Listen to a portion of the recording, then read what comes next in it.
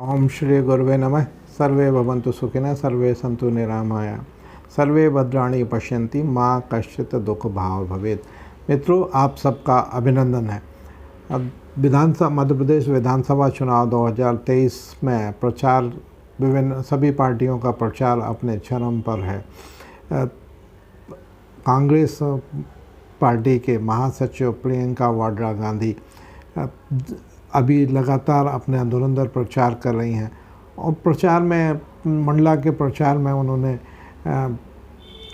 बोला कि रोड अच्छी नहीं बन रही है। तब एक लड़के ने बोला नहीं, वो उसकी क्वालिटी भी ख़राब हो रही है, तो उन्हें मुस्कुराते हुए उसको आंख मार दी। तो पब्लिक इस बात को हंसते हुए ले ली और पब्लिक का ये कहना है कि ये झूठ बोल रही हैं, कुछ ना कुछ कहीं झूठ बोल रही हैं, इसलिए मुस्कुरा के वो आंख मार रही हैं। तो झूठा प्रचार करने की आदत पड़ रही है। ऐसा क्यों झूठ का सहारा लेना पड़ रहा है कांग्रेस पार्टी को? वहीं एक जगह वो आई थी, उन्होंने स्वयं ने अपने भाषण में कहा कि मेरे को लोग देखने आते हैं, सुनने नहीं आते। मेरी शक्ल इंदिरा गांधी, मेरी दादी इंदिरा गांधी से मिलती है लोग, इसलिए मुझे देखने आते हैं, सुनने में मेरा इंटरेस्ट लोगों का नहीं है।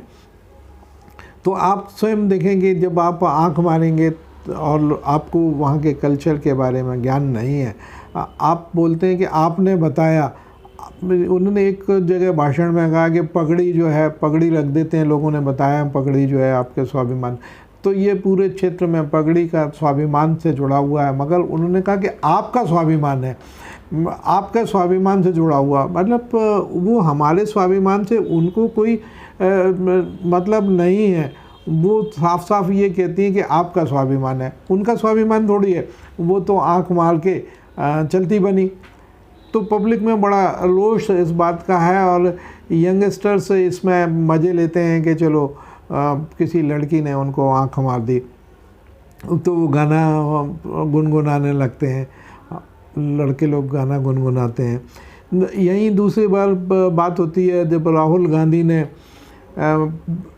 लोकसभा में ज्योतिरादित्य सिंधिया को आंख मारी थी, तो उनका भी इशारा ये था कि मैं जो है सब नाटक कर रहा हूँ, झूठ बोल रहा हूँ। अभी लेटेस्ट में जब बात चल रही थी मणिपुर पे, और मणिपुर से जब वो निकलने लगे, बाहर जा रहे थे, तो उन्होंने फ्लाइंग किस दे दिया। तो इस तरह की हरकतें, इस तरह की बातें करके पब्लिक के मन मस्तिष्क में इसका बड़ा बुरा प्रभाव पड़ रहा है लोगों का कहना है कि हम भारतीय संस्कृति के हैं, हम पाश्चात्य संस्कृति को अडॉप्ट नहीं कर सकते, और इससे हमारे यूथ के बिगड़ने की संभावनाएं बहुत बढ़ रही हैं।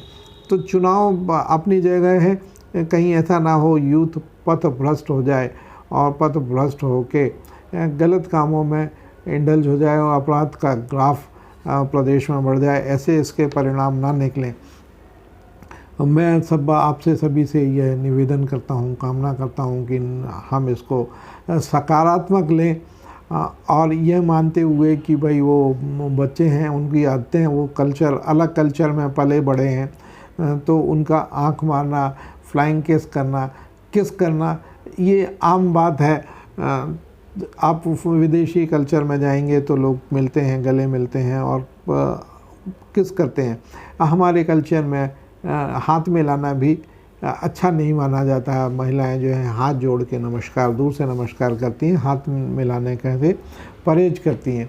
तो ये अपने अपने कल्चर का विषय है और मध्य प्रदेश अभी क्या इतना एडवांस हो गया है ये तो मैं नहीं कह सकता, मगर इसमें पब्लिक में बड़ा नेगेटिव इमेज प्रियंका वाड्रा गांधी की बन रही है, जिससे कांग्रेस को नुकसान हो सकता है।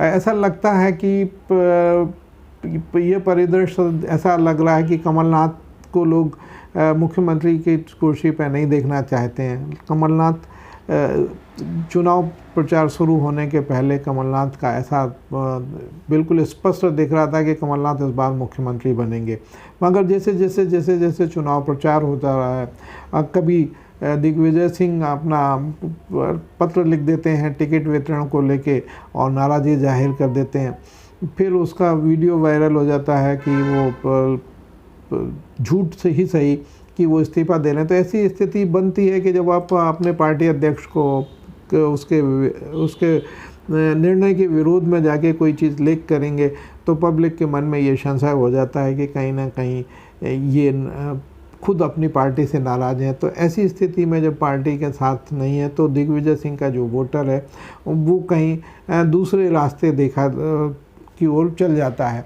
अब दिग्विजय सिंह के जो पुत्र हैं वो भी बीजेपी के लिए कहीं ना कहीं कार्य करते हुए नज़र आते हैं। वो मंत्रियों के घर रात में जाते हैं और रात को चुपचाप आते हैं, चुपचाप निकल जाते हैं, ऐसा लोगों का कहना है।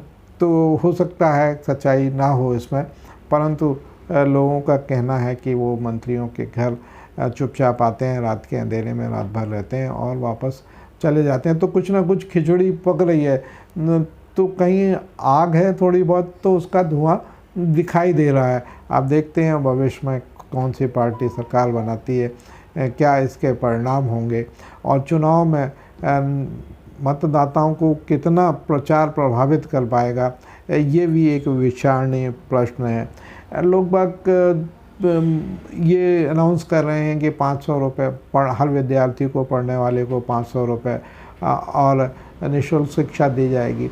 अभी तो बेसिक प्रश्न ये है कि शिक्षा की क्वालिटी कैसे इम्प्रूव की जाए और कैसे हम उसको हर किसी को रोज़गार दे सकें, उसकी आवश्यकता कहीं ज़्यादा प्रतीत हो रही है कि यूथ रोज़गार की चाह में इधर उधर भटक रहा है और उसकी भटकन को किसी तरह से रोका जाए और उसका जीवन सुनिश्चित किया जाए, रोज़गार प्रदान करके, रोज़गार के अवसर जनरेट करके कुछ यदि दिशा दे सकें पॉलिटिकल पार्टियां, तो इससे अच्छा समय शायद नहीं होगा। माननीय शिवराज सिंह जी ने भी अभी 1 लाख भर्तियां की हैं, उसका भी असर पॉजिटिव नेगेटिव दोनों दिखाई दे रहा है। कहीं कहीं कुछ गड़बड़ियां पकड़ में आई हैं और यूथ उससे नाराज़ है, किंतु 1 लाख भर्तियों से कुछ यूथ प्रसन्न भी है कि चलिए कुछ एक कदम तो उठाए हैं। व्यवस्था की त्रुटियों के कारण वो शिवराज सिंह को और श्रेय नहीं देते व्यवस्था की गलतियों का, और वो शिवराज सिंह को ये पसंद करते हैं कि भविष्य में यदि बीजेपी की सरकार या शिवराज सिंह पुनः मुख्यमंत्री बनते हैं तो रोज़गार के साधन वो उपलब्ध कराएंगे। ऐसी लोगों की आस्था बनती हुई दिखाई दे रही है। यदि आपको मेरा चैनल अच्छा लगता है तो इसको सब्सक्राइब करें, लाइक करें, शेयर करें।